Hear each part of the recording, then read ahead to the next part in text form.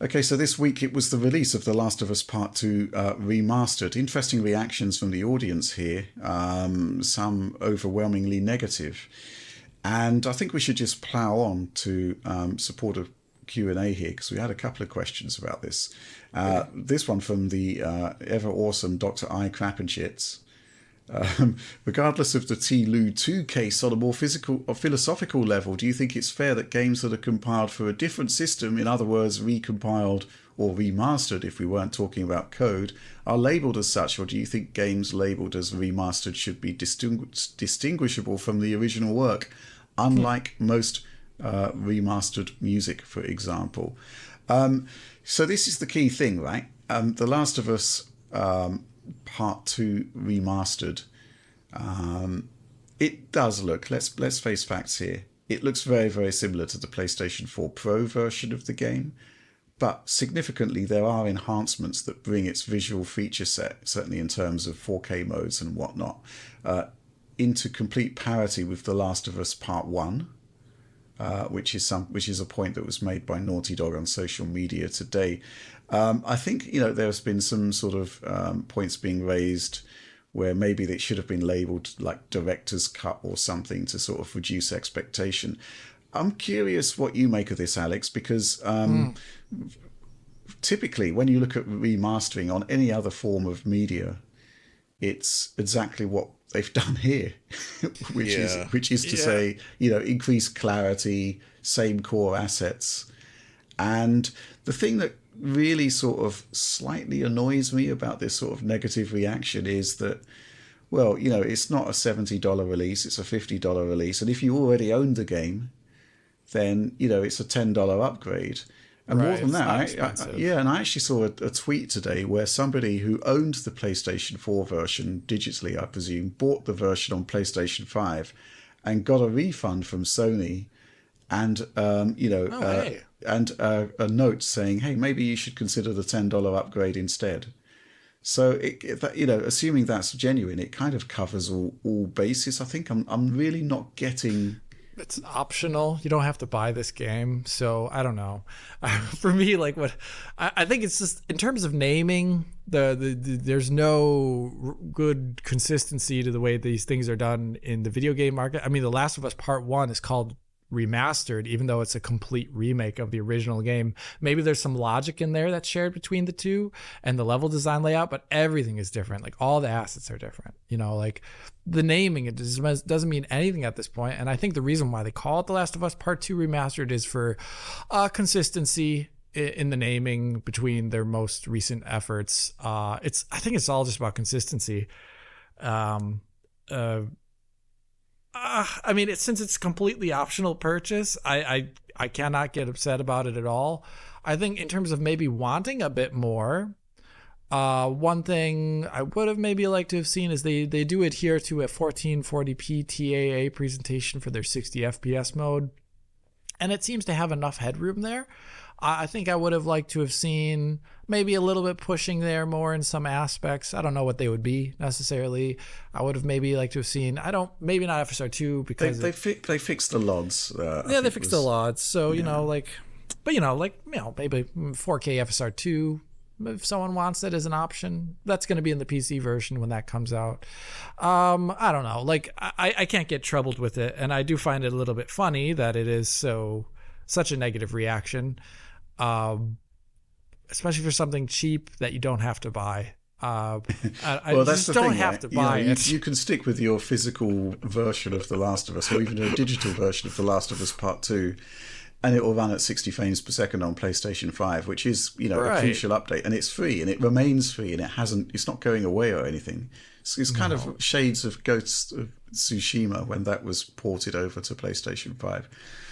John, what's your reaction to that remastered moniker? In a way, I think there's just so much confusion around the usage of the word remastered, remake, and all those sorts of terms. And what does it actually mean? And I think the problem is that it means different things to different people and different companies. So sometimes you'll see remastered applied to a game that has a gigantic visual overhaul. Other times it's more like this is more in line, I guess, with, as you mentioned, the traditional meaning of remastered in regards to like film and music, where it's still recognizably the same product, but with some minor changes to the overall presentation to bring it up to whatever spec they're targeting. And in a way, this is kind of effectively not that different from, say, The Last of Us Remastered on PS4, right? Yeah. Which also basically the same game. It's just that the leap felt larger there because the gap in terms of what the visual target was, and it's just mostly the same assets, just higher resolution. It actually runs well. Yeah. The Last of Us Part 2 ran well on PS4 versus The Last of Us original on PS3 ran horribly. And Remastered fixed that, where this time it's just sort of like it feels more incremental because the game was already in a good state before. I don't really have a problem with its existence. I can't say it excites me in any way. It's just like, okay, it's this game, but it's fine that it exists.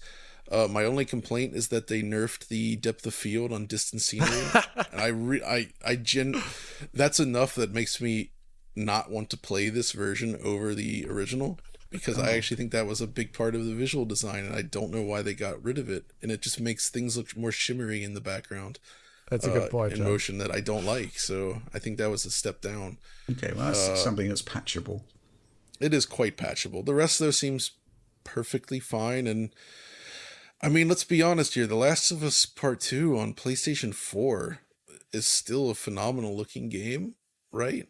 I think it's such a good looking game that it still stands up against modern rasterized games that we see releasing even right Absolutely. now. Yeah. So that's the thing that I don't get about this. Right. First of all, let's talk about the value side of things. Is this, if you've not played the game before, is this worth $50 if you're a PlayStation 5 owner? Well, yes, because the game is vast and it's the quality level of it is phenomenal. So yes, I do think it's. Although, Rich, to be, as you noted, you can play the PS4 version at 60 frames per second, and if you buy the disc version, you can get it for like nothing. Yeah, absolutely. And crucially, that option hasn't gone away, right? It's still there. It can't go away. Or you can have the $10 upgrade, and all of those new display modes, the extra content. I'd begrudge saying, that this is a rip-off or anything. But that said, this comment from Ishrak, I'm a little concerned about Naughty Dog. It's clear T-Lu Part 2 remastered, and to a lesser extent T-Lu Part 1, which itself was a remaster of a remaster, are holding patterns to keep Naughty Dog financially viable as they fail to release any new games. I can't help but think that had T-Lu been an Xbox title, this latest update would have been a free update for current gen consoles. Well, quite possibly has been a distinction between Microsoft and Sony, which is that the next gen updates that it did do, and some of them were quite significant, like Gears 5. Wasn't but then also the Santa Monica just put out that God of War DLC, right, which I think was free, and largely considered more significant than this. Right. Although this also has new content in terms of gameplay stuff, so it's not like it's just a visual update. Yeah, I can't really see the issue here, to be honest, on any of these grounds. To be honest, I don't really get it. If the older options had been yanked, if that free patch for PlayStation 5 disappeared, that would be highly problematic. That would be bad. We're in a similar sort of territory to where we were with Ghost of Tsushima, where if you had that patch for PS4 Pro code running on PS5, that was absolutely fine, and it still was. But nobody's forcing you to do it. In terms of this question about Naughty Dog being financially viable, I guess maybe there is this sunk cost of the online game that's been canned. But that's a problem. Yeah. But they are still working on other stuff. So I mean, I'm sure they've been working on whatever big single player things next since got to be the shipping Last of this Us Part 3, right? surely. And but still, it's probably like 4 years away at this point, right? I don't know. Man, as well made as these are, I'm kind of feeling done with this Last of Us stuff. It's too depressing for me. I don't know. I mean, yeah. There's the last time I loaded it up, it coincided with a very negative time in my life, and now the game is kind of scarred for me, where like just looking at footage again makes me feel bad. So like I don't know if I can ever play this game again. Well, look, I think the one thing which we kind of need to bear in mind is that, well, we're now 3 years into the current console generation. We don't really know what the Naughty Dog engine is going to look like on PlayStation 5. Now, you could say we're looking at it right now with The Last of Us Part 2 Remastered, but if you go back to the the PS4 Pro era, PS4 era, what they did with The Last of Us was kind of like completely different to what they did with Uncharted 4, which was a properly built for the PS4 era game from the ground up. So, I'm just kind of curious as to how many Naughty Dog games we're actually going to get this generation at this point. Probably one. One. Not but also, game. I will say, though, you mentioned the Pro is interesting because for people that pick this up, perhaps the PS5 Professional will offer sort of the similar upgrades we saw when the PS4 Pro launched for prior games, right? I could see this being updated to include, say, play at native 4K at 60 or higher even, maybe. Yeah. As an option, right? That would be great. Yeah, just unlocking the frame rates. Yeah, just exactly. Mm-hmm. Why not? Okay. Which they already kind of do in VRR mode, right? Yes. So, which has been a godsend, by the way, in so many games. Just having VRR more widely accepted, it's a great thing. Mm-hmm. Absolutely. I don't really have too much more to say about this. I'm just kind of added it to the docket to talk about it because I'm just kind of a bit bewildered. Actually, the one thing I did forget that is actually a significant upgrade are the loading times. Yeah. They are way longer on PS4, even when running on PS5.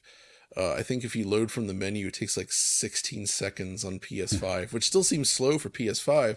But that same scene, also running on PS5 in the original game, Oliver clocked it as taking nearly 2 minutes. It was like 1:36. So 16 seconds versus what are they 1:36. doing? My goodness. Right? So, yeah. The game is seamless when you play it normally, but if you're someone that wants to jump into different situations, chapters, play the action scenes, having a much faster loading time makes a big difference.